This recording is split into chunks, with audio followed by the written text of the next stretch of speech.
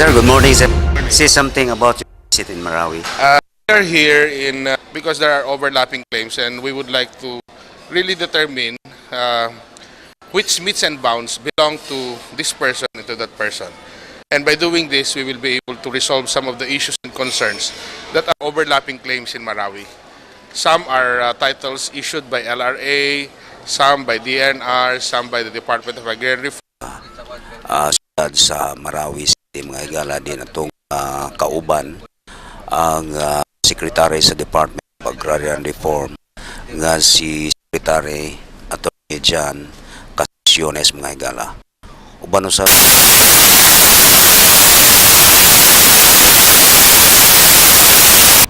putok diri sa Malutlot, Barangay Malatlat, unya di na sila kagwanta, ni sulod din sila. mga higala, gikanta din sa Cagayan de Oro o patungas na tapaingon sa siyudad sa Marawi City, mga higala din itong kauban ang Secretary sa Department of Agrarian Reform nga si Secretary Atty. John Cassiones, mga higala. Uban usab sa atong biyahe karon, mga higala, si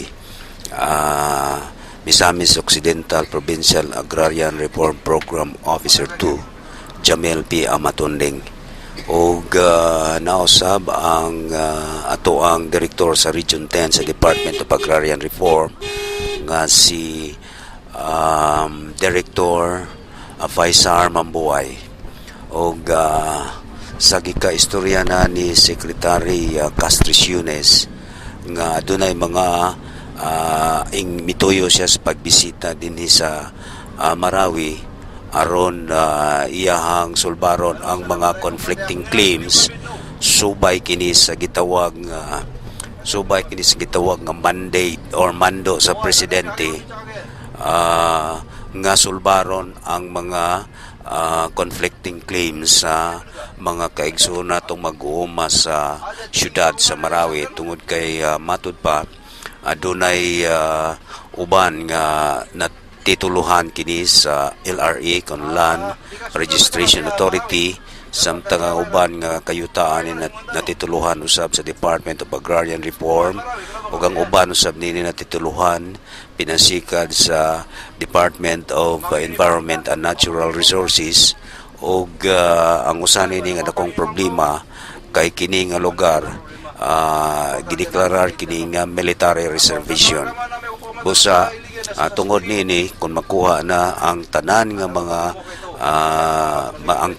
mga problema or issues nga naglimin sa maong suliran sa kayutaan sa Marawi, usa kini sa pamaagi nga himuon unya sa ato ang sekretary pagsulbad nini. Busa karon gituyo gyud kini sa pagbisita sa ato ang Secretary sa Department of Agrarian Reform aron sa ingon mahatagan og insaktong kasulbaran ang mao nga suliran og ingon manusab mabutang na sa maayo nga sitwasyon ang atong mga kaigsuunan og mga mag-uuma sa Lanao del Sur og Marawi City, mga higala.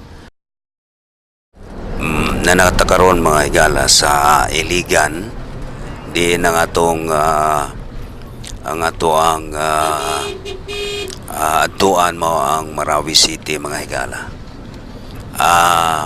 Hapit na ta mo abot sa crossing Pasaka paingon sa Marawi, no? Once ang lugar gitawag sa una nga critical o niya pasalamat ta sa police, no, sa Marawi nga mihatag usab og higayon sa pag convoy uban kanato ni Secretary Cassiones o ni Director Mambuay ug masab ni Baro Jamil Amatunding aron mapahiluna ang seguridad sa pagtungas paingon sa Marawi. Napatakaron napit din sa sentrong bahin sa Iligan og karon aniya nata sa crossing gayud mismo pasaka sa siyudad sa Marawi. Diin ang tuyo ni Secretary Castriciones mao gyud ang pagsulbad sa mga conflicting claims o conflicting titling sa mga lugar sa lungsod sa Marawi o ingon manusab sa mga kasikbit nga dapit sa Marawi. Pasaka na ta mga higala paingon sa Marawi o ato makita nga doon ay mga checkpoints nga itong nalabya, no? O mao ni nga tuyo gyud sa pag adto sa Marawi sa atong sekretary mao ang pagsulbad sa mga claims, conflicting claims sa mga kaigsuonan nato nga mga Muslim nga mga mag-uuma, usab mandog gini sa presidente ron pagsulbad niini, no? So makita na to, no, daghan gyapon ang mga sakyanan nga matagbuan na to gikan sa lungsod sa Marawi or siyudad sa Marawi. Boy na mga higala karong taon-taon mobalik ta. Kauban gyapon nato si Dodong Ricaborda, Dani Pilar.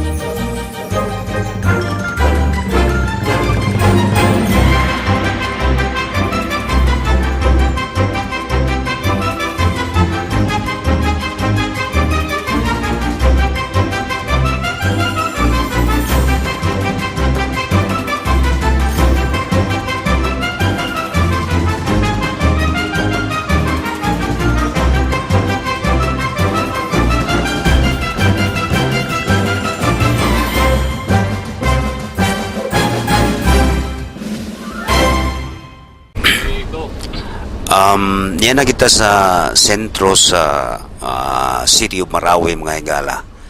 O atong i-describe ang nakalabay nga giyera nga naitabo dinhi sa Marawi apan aniya karon ang ato ang Provincial Agrarian Reform Officer nga taga Marawi usab si Paro or Parpo 2 Jamel Amatunding. Siya ang maka-explain or maka-hatag kaninyong detalye, sir.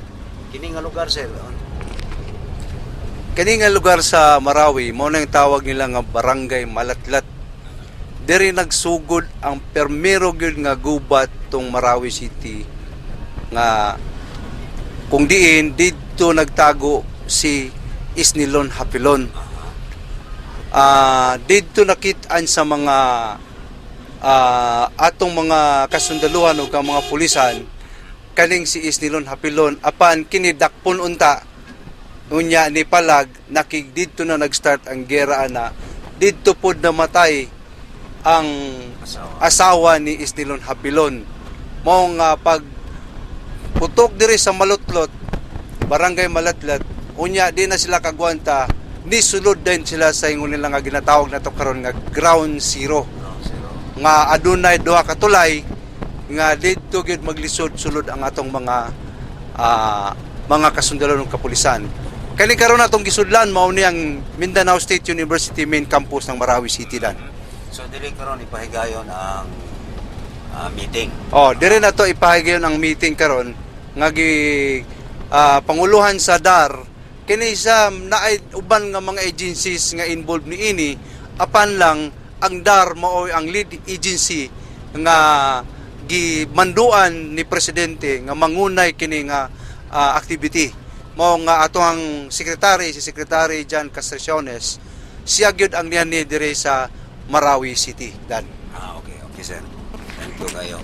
So mga higala si Parpo to Jamel Amatunding o nga kita sulod sa campus sa Mindanao State University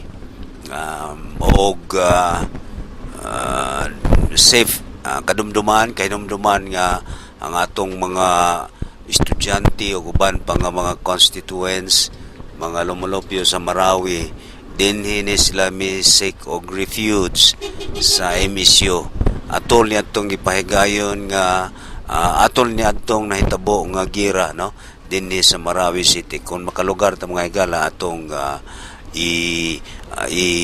kuhaan og mga footage ang mga dinhi sa Marawi nga lugar. Nataabot na ta mga higala og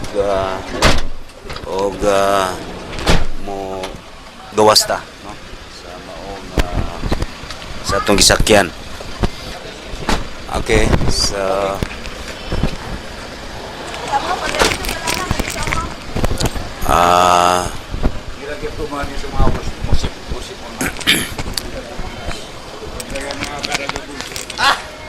so wapa mo naog si secretary no sa iyang gisakyan og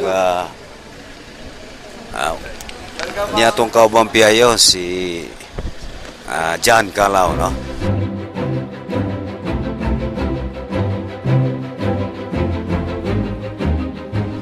Sir, arrival statement sa Marawi. We will be meeting with all the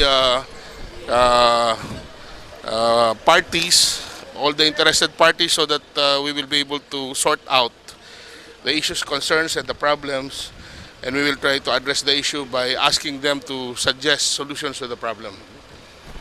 Who are the agencies here to...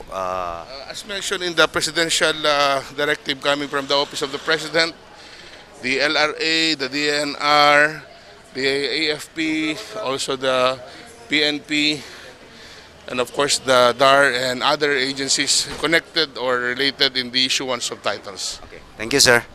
So, mga higala si Secretary John Castraciones. Kauban ka po na to si Tudong Recoborda. Niya nakaroon sa Mindanao State University. You know, this, until now, I'm surprised why, what prompted me to be here with you now. But actually, to tell you some brief cause, Secretary Mamunyong, who was said to be designated as focal person of the President, when the President announced that the public lands, government reservations shall be distributed to the rightful claimants of the Bangsamoro and the IPs, the indigenous peoples of Mindanao. So I have said to him immediately that the problem is TISDA. If we talk about TISDA, has no mandate to implement this particular government program, the prime mover and lead departments in the distribution of lands is the Department of Environment and Natural Resources and the Department of Agrarian Reform. So after 3 weeks, I received an invitation from Director Faisal Mambuay of Region 10, the Region 10, asking my availability if I could share my thoughts, considering my small exposure, having been a surveyor for quite some time in Lanao del Sur, Marawi City, and then a district land officer and a city assessor of Marawi City. Now, the theme is conceptual framework of the distribution of public lands and government reservations in Marawi and illegal cities, Lanao del Sur and Lanao del Norte to the rightful claimants. As for the moment, we limit the scope of the area to Lanao del Sur and Marawi City, Lanao del Sur and Iligan City per initial discussions with the implementing agency. Now, the scope of my presentation is, of course, the background, the coverage of the land classification status to be distributed, issues and concern, proposed implementation plan, recommendations, and basic benefits of this project to LGUs concerned.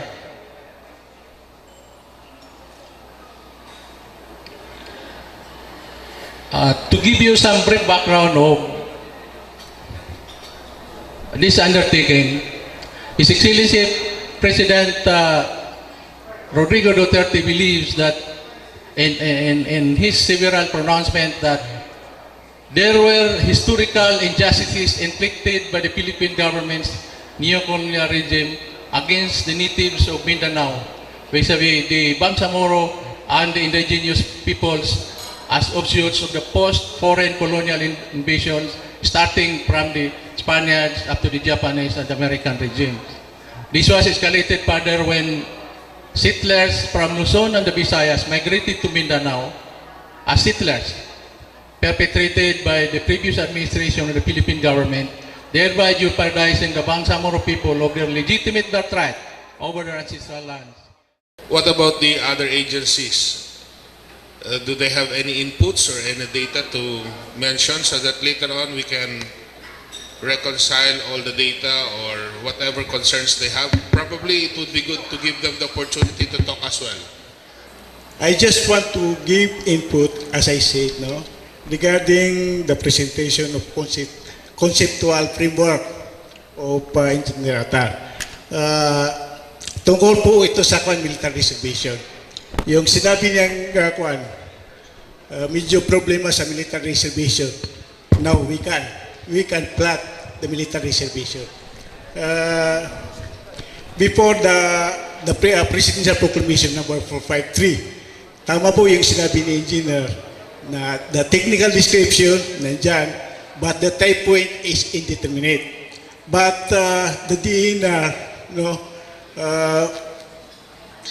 researching on it, and it found out that the 453, the corners of 453, there is an identical corner with the K3 town site.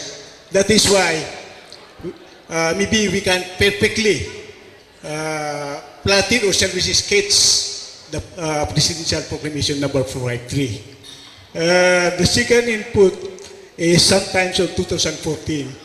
The Autonomous Region in Muslim Mindanao conducted a cadastral survey, PRS 92, under Category B on political boundaries, which it's now most of the survey return of the geodetic engineer, the consultant, is already been approved. And we can, maybe this is a good input regarding the distribution of public lands. That cadastral survey actually the whole Nanosor. And the city of government of Marawi actually prepared their comprehensive land use plan. And they used the cadastral survey, PRS 92, on political boundary. We can use that. Can anyone agree in his conscience a declaration over a vast tract of land, a center of population, fully developed and occupied by the people since time immemorial, having been set aside for military purposes? This is our worry, because we heard from the news and from the TV that the military reservation covered almost all of Marawi City and the adjoining municipalities. Can anyone imagine a declaration setting aside a vast tract of land which is Dansalan, the former name of Marawi City, the hub and center of commerce of the whole island of Mindanao, even before the Second World War until the 1950s and 1960s. Fourth, sir, MSU was established by law.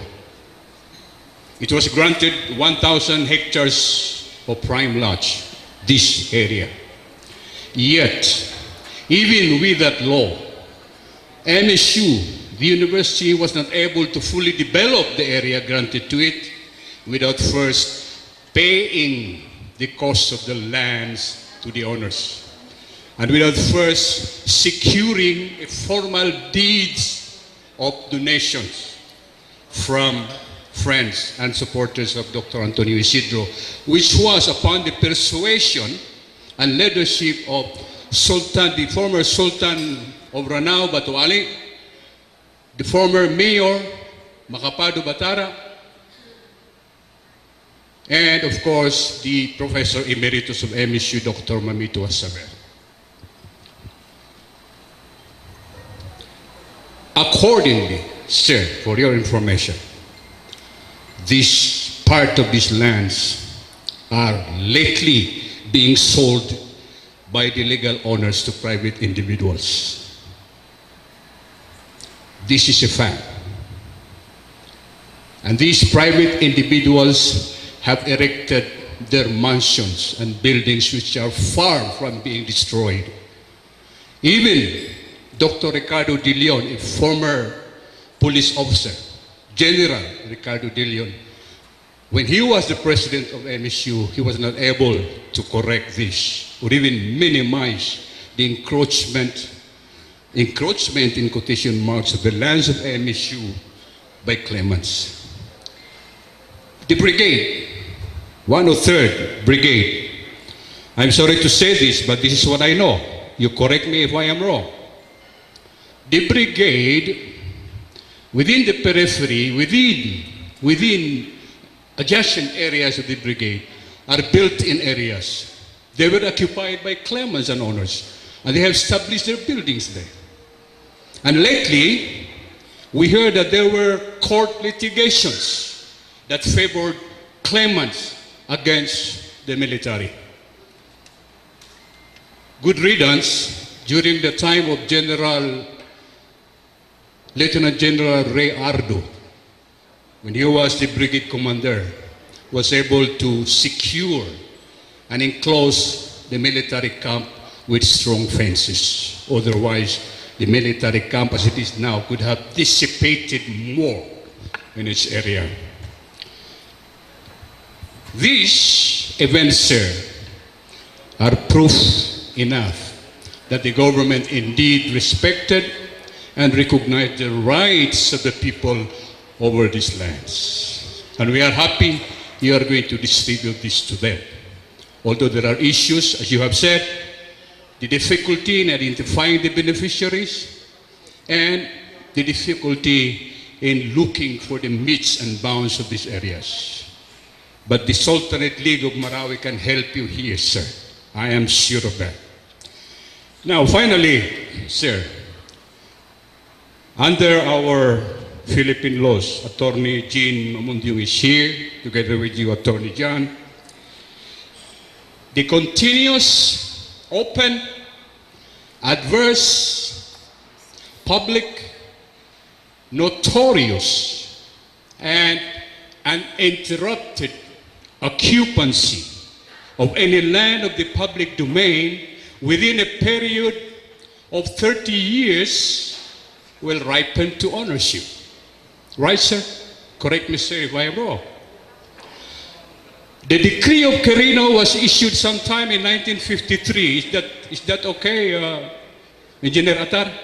Sometimes in 1953. 65 years ago.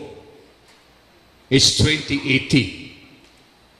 And 65 years is 30 years plus 30 years plus 5 years. Too long for comfort.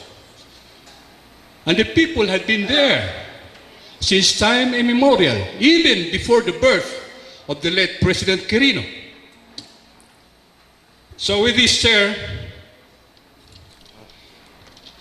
we, the Sultanate League of Marawi, are taking heed of the pronouncement of the President.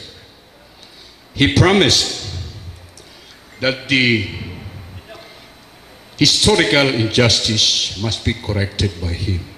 And this historical injustice, Sir Attorney Jean, principally pertains to the rights and the lands of the Muslims in the Philippines.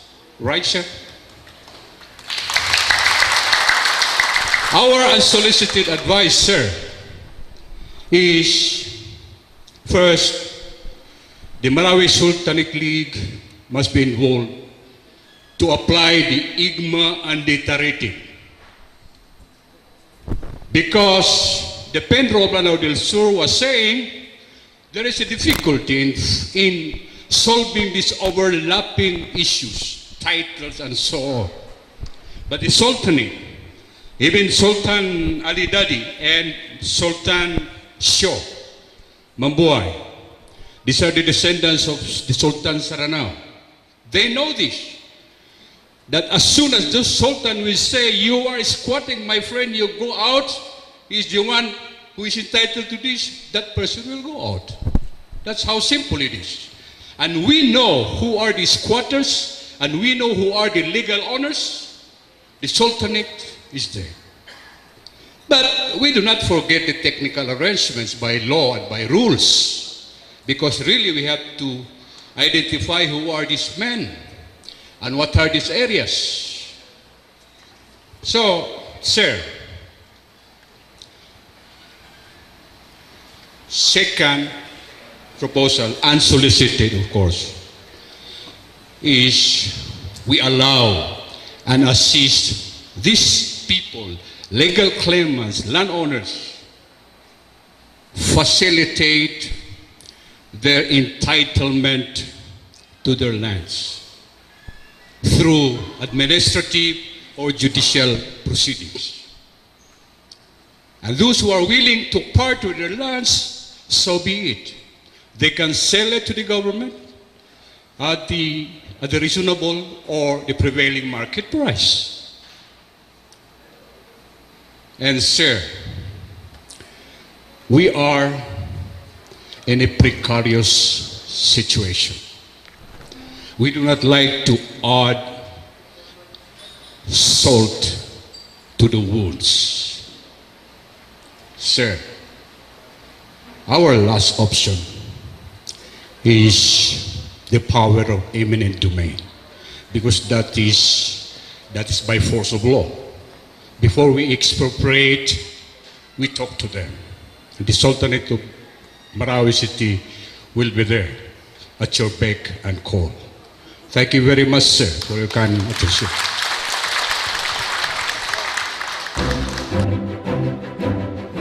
Bismillahirrahmanirrahim. Assalamualaikum warahmatullahi wabarakatuh. I am Sultan Monseng Makabandu, Chairman Emeritus of the Marawi Sultanate League. I have only two questions. My first question is this. To survey Marawi city, will it include the private land title to the real owner? Second question. Do the DAR has a coordination with the Bureau of Land with regards to the identification of the public land, military reservation, and the private land already surveyed to the private owner? Because I have 7 titles. 4 is covered by cadastral survey and 3 is covered by free patting. Before it is, I was issued the title in my application for free patent. First, I have to seek the permission of the mayor and the treasurer, who are the custodian of all the private land and town site. Then, after their approval, I go to the Bureau of Land to secure the survey. After the survey, it is forwarded to the regional office of the Bureau of Land, then to the main office to approve it. After which, it is segregated from the private land in that area.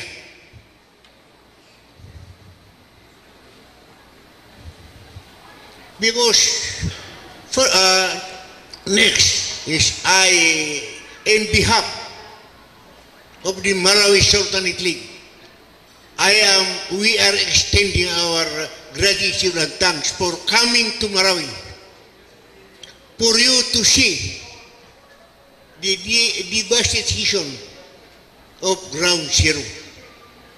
It has been a very long wait.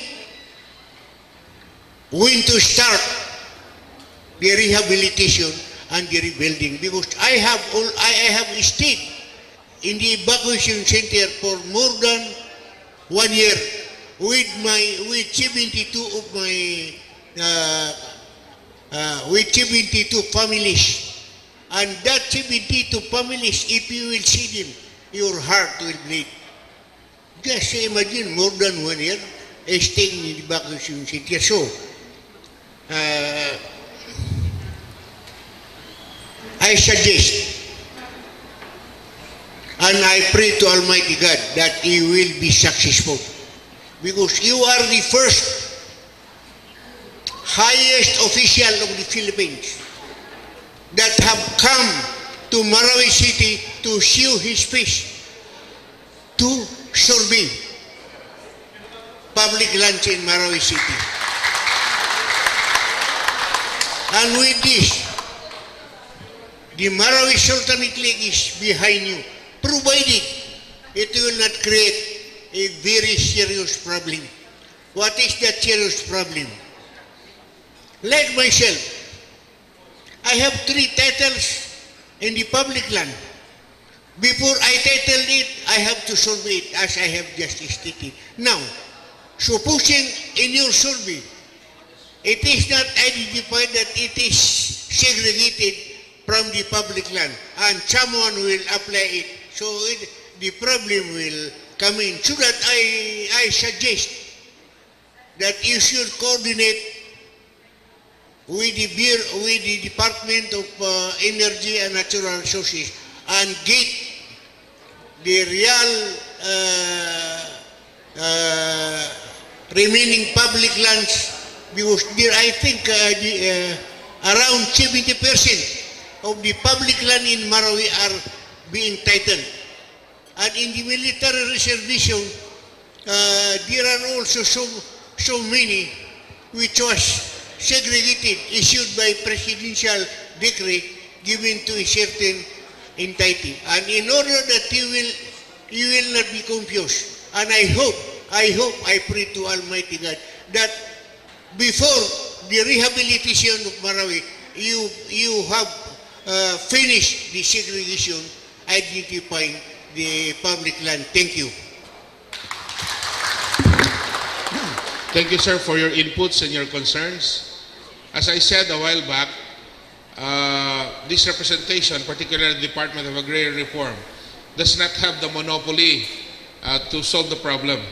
And that is the reason why we are conducting here consultation of all the different agencies and all the other offices concerned, so that we will know all your inputs, all the data that are necessary for the just resolution of these issues and concerns. What is important, sir, is we will help one another. That is the more important thing. And that we are willing to hear from all sectors. We would like to hear from all sectors, including your concerns, sir. Definitely. And with regards to the coordination in the Bureau of Lands, we are actually doing that because all government agencies who have a role or who have been, in a way, participated in the whole process with regards to the issuance of titles, etc., and measurements, reservations, etc., will be consulted and they will be a part of the decision making. As a matter of fact, the ASEC for the DNR is here and we have been working hand in hand with them. I have been in constant dialogue with Secretary Ed Del Rosario of HADSI, and only 2 days ago I had a meeting, I had the chance to meet Secretary Roy Simatu, and I have already brought this issue to his attention, and all of us have been tackling this matter in the cabinet meeting, as a matter of fact. And this was the reason why the President was compelled to issue this presidential directive for the purpose of really putting into rest all these issues and concerns that need to be resolved, so that we will have a peaceful situation here in Marawi. So thank you, sir, for your inputs. Rest assured, we will be taking that into consideration. Anyway, there will be a committee that will be formed in order that we will be able to address all the issues and the data that were actually presented before this body at this time. Thank you, sir. Thank you. I respect the inputs given by the sector leaders who are in attendance. I just want to suggest that we agree on certain points. Do we agree that we respect prior right of the people of Marawi and Lanao del Sur? Diba? We should agree on that. We will respect prior rights of the people of Marawi and Lanao del Sur. Number 2, do we agree that we give enough space for the AFP, because they are very important in terms of maintaining peace and order and securing the province and Marawi City from extremism and terrorism? How much land is actually needed by the military as well as the PNP for their camps? Di po ba? Do we also agree that you facilitate the implementation of the land reform program of the government in Lanao del Sur, Lanao del Norte, and Marawi City as soon as possible? Because I think that is your mandate. You were instructed by the President to implement the land reform program of the government in the 2 Lanao provinces and Marawi City. Yun po ang pinaka-important. because this is a hindrance to the implementation of government projects. This is also a source of family feuds. Kasi most of the lands in Lanao del Sur and Marawi City are communal. Diba? Kaya napakahirap po ang problema namin dito because we could hardly implement any single project where right of way is necessary.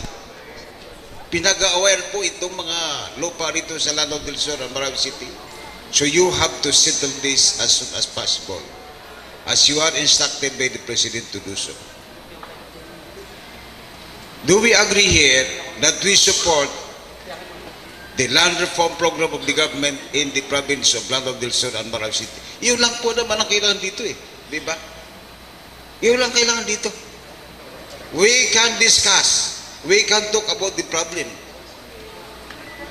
for 1 year, for many years. But if we do not implement what we have to agree upon dito, wala rin mangyari. So kailangan mayroon tayong decisions dito. Sultan, kailangan may decisions. Diba? Let it be known that we are supporting the land reform program of the government in the two Lanao provinces and Marawi City. That is what I want.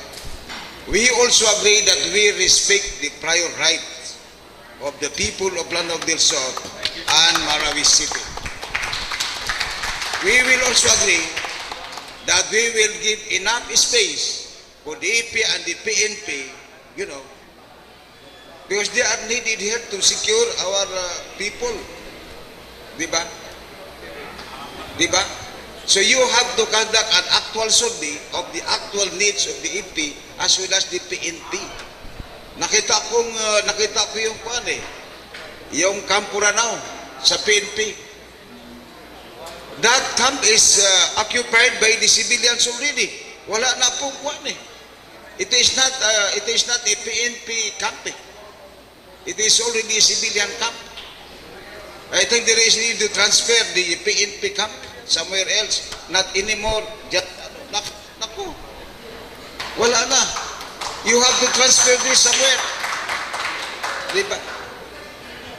O kasi yun po ang suggestion ko rito eh. Kasi at the end of the day, ang importante, mayroon tayong napakasunduan. In fact, I would also suggest that for every activity that we will conduct, dapat mayroon tayong timetable. Diba? Para mayroon tayong inaasahan na mangyayari.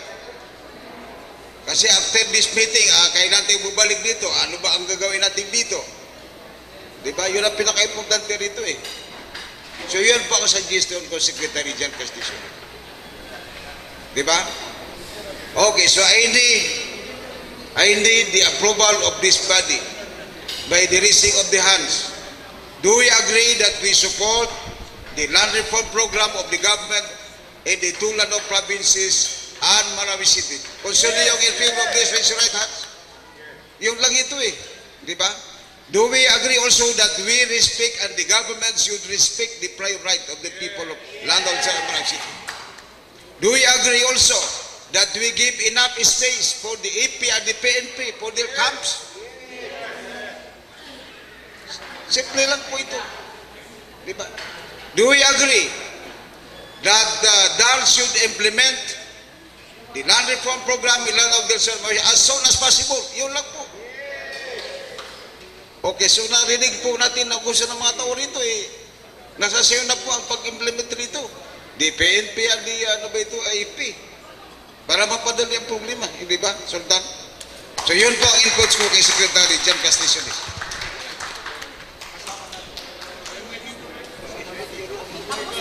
Thank you. Yun lang, tapos na. Secretary Mamunjong, thank you for that speech. It seems that you have the full support of all the people of Mindanao.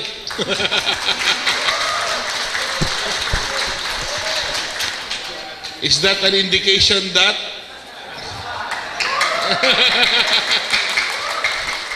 anyway, for the purpose of further elucidating and enlightening our people here in Mindanao, the President has been very aggressive in his support for the implementation of land reform in Mindanao, not only in Marawi, not only in Lanao. As a matter of fact,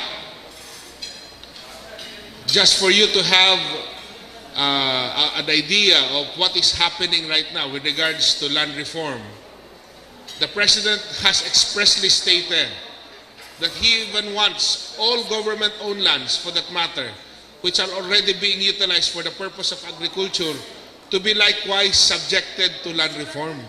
Outcome of this forum, sir? Well, we were successful in hearing all the views and the issues and the suggestions of all the sectors concerned.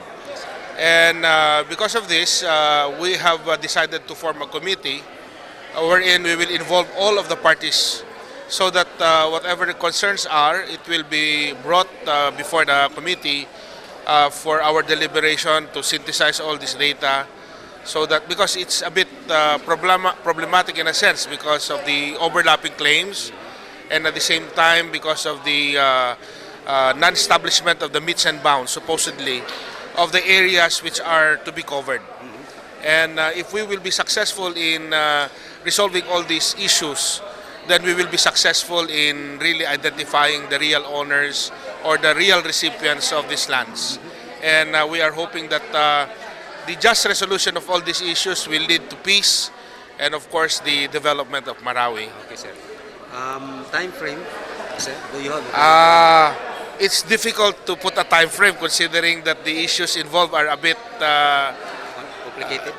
well, you said it, so it's really complicated, and that is the reason why I don't want to give a deadline, but I'm very positive and optimistic that we will be able to resolve this, considering that you have seen that all of them are very cooperative, and I think that is already an assurance that we will be able to resolve this problem. Okay. Thank you, sir. Thank you. Thank you.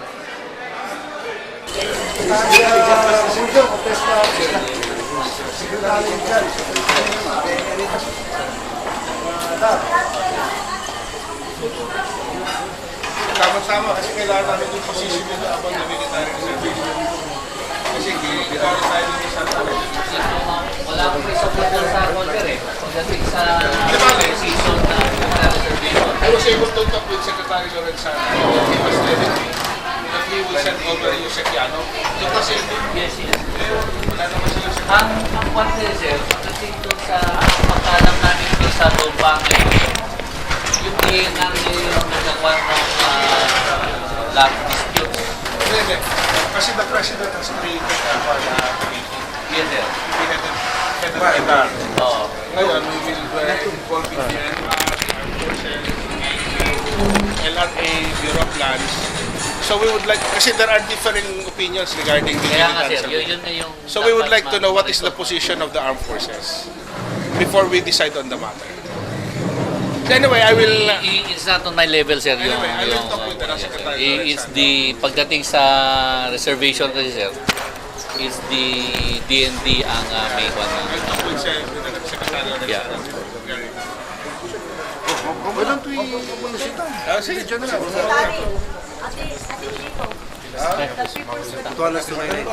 Ay, 220. Kumusta kami, sir?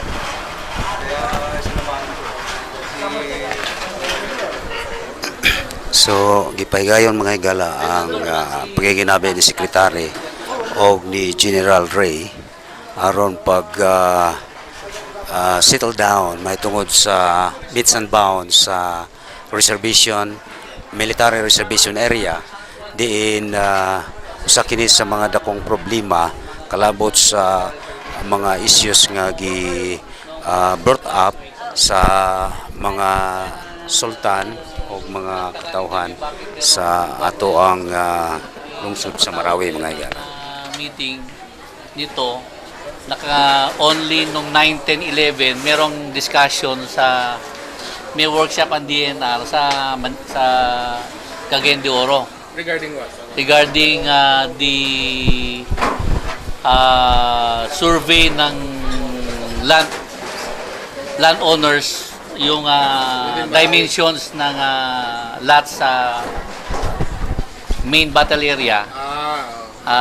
Sir, para ma-identify kung sino mga may-ari. Magkaiba kasi yun. Our concern is more on the land reform. Land reform, But big is lands. it within Marawi, sir, or outside Marawi The whole, din? including Marawi also.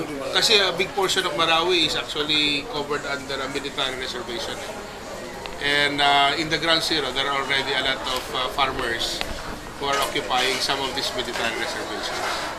So there was agree, di ba? Yun lang ang concerns natin. Kasi there is a directive of the President in one of his speeches that even government-owned lands will be subjected to land reform. In fact, there is now a pending executive order to be signed by the President, wherein these government-owned lands will be the subject of land reform. Yun ang ano natin. Alam po ninyo, Secretary, nagkaroon na po ng series of issues dito about land reform. Yes. All government agencies all nagkaroon ng overlapping actually of cadastral service. Even during the time of Ferdinand Marcos. Pero after the survey, walang nangyayari. That's the problem. So it's now high time that under the leadership of Secretary John Castillo, you have to put an end to this problem. Ito pinakamalaking problema rito because the land dispute is actually hindering implementation of government projects. Yes, sir. Yun naman din yung isa sa mga discussion nung last week sa HADSI, sir. It's about the military reservation, other proclamations, overlapping proclamations dun sa original na military reservation. Then pati yung mga bagong titulo na nagkiklaim ngayon dun sa mga lupa na may lumabas na ng mga titles galing sa DNR. So yun yung mga nire-resolve ngayon ng concern Tama yun. ng DNR with the HADSI. In fact, ang DNR kasama rin dito eh. Oo, sir. Actually, yung tama yung sabi mo, General eh. The problem has something to do with overlapping claims. Yeah. Yan ang problema dyan. Yung military reservation, of course, concern yan ng AFP. We have the patents issued by the DNR. We have the CLOAs issued by DAR, di ba? And also the ARMM DAR. At saka kung ano-ano pang mga ibang mga claims dyan eh, na actually pure use and fake. So we'll have to come up with a common ground whether to expunge all these titles from the record and then come up with one uniform, accepted and endorsed by the whole parties concerned. Siguro I suggest here that yung team nyo, sir, to talk with Secretary Rosario. Nag-uusap kami. Kasi yun yung kwan kasi, sir. Sa nakikita sa akin ngayon, sir, on my role as the Task Force Commander ng Ranao, I'm supporting Task Force Bangon Marawi in the rehabilitation. Support lang yung kwan ko, sir. Support on security. In fact, si Kon nga nung nag-usap kami ni Secretary Ed, ang ini-endorse niya dapat na umatid dito ngayon, si Falcone Millar, si Yusek. Wala naman si Yusek dito. The other day, magkakasama kami. Nandito ba siya? Sila ni Junis pero. Anyway, Bumalik na sa Manila eh. Bumalik sa meeting today. anyway, I'll talk with the Secretary Ed again regarding Kasi si Secretary Ed naman ang nakikita ng overall sa lahat ng interagency activity ng rehabilitation, sir. Yeah. Yung kwan naman siya sa agrarian reform, part naman ng rehabilitation naman yun, sir. So, siguro mas maganda mo. Pero may background din kasi yun. Merong past history kasi yun eh. Yun ang nire-reconcile natin. Ganon din naman yung ginagawa ngayon ng DNR, sir, on the part ng lupa, not just the military reservation, including outside the military reservation. Yeah. Sana yung yung papeles. Kaya nga kanina, sir, ay kinurong ko yung mga barangay captains sa lahat ng barangays inside the Ground Zero. I think you should have a copy of this galing sa Office of the para President. sa camp bisita na sir. yung part 2, kambisita. Part 2, yun yung napag-usapan. Napag-usapan natin. Kasi yun yung next na kwan, sir. It's the land kwan na ngayon eh. Yun yung medyo madugo na gagawin ng DNR ngayon, sir, with interagency activity. Actually, kasama ang DNR dyan yan. Tapos ang lead agency DAR. Proper coordination lang, sir. Oo, sir. Yun lang naman ang... Tulungan lang naman yan. That's Wala naman important. ba yan? What is more important is we should be able to resolve the problem kasi maraming concerns sa mga taga-Marawi. Wala. Ang importante, ibigay kay Secretary Rosario ang kailangan niya for the rehabilitation. Yung, Yes. Whether military salvation, outside of military salvation, ibigay sa kanya. Yes, opo. Yun lang naman ang kailangan siya. Yeah, of course. Yun ang importante doon. But the bigger problem is the land conflict all over the province. To include Del Sur, Lanao del Sur. Yung negotiation ng San Miguel mukhang nag-back down, sabi nila, dahil hindi na natuloy dahil doon sa land dispute. hindi, actually, there is no land dispute. Hindi, umatras yung iba. Ay, kaya nga naging 24 lang. Out of the 41, naging 24 lang. So we are awaiting the release of the tax. Like, di ba, nakusap po sa sabi ni Mayor, nagbigay siya ng holiday, tax holiday, 3 months. Ngayon, his assessor now is arrogating unto himself in determining who the real owner is. When in fact, ang trabaho lang niya, magbigay ng tax declaration kasi yung trabaho na yan sa ROD, sa LMB. Itong assessor niya, hindi ko maintindihan eh. Why is he usurping? That, sabi ko sa kanya, you get all those claimants, we accompany them in the area, then you let them pinpoint where the exact area is. Hindi naman niya ma-produce, puro salita. So, palagay ko, merong agenda itong bata na ito. Hindi natin Pag-usapan na lang yan sa committee para Pag-usapan natin yan din. Kaya medyo, tinext ko na si Secretary Del Rosario eh. Ano may mag-usap na ng cabinet meeting pagka sa cabinet. Mag-usapan natin. Nasa task force. Kaya, sir. I texted Secretary Del Rosario. Hindi kami naman, kung ano yung kwan, sir, we'll support everything pagdating sa Bangon Marawi. Ang pinaka-importante dyan, Bimo, require the city government to produce the tax declaration. Kaya nga eh. By all means. By all means. By all means. Kasi magkakaroon ng problema yun, sir. Pagka ma-delay na naman yun. Kaya nga eh. Hindi, Basta natin delay sa kwan na. Especially permanent shelters yung dadalhin doon. kawawa yung nagpapadelay nito. But anyway, salamat sa EP for their support. And Okay. province. Sige. Yes, sir. Thank you. Thank you very much, sir.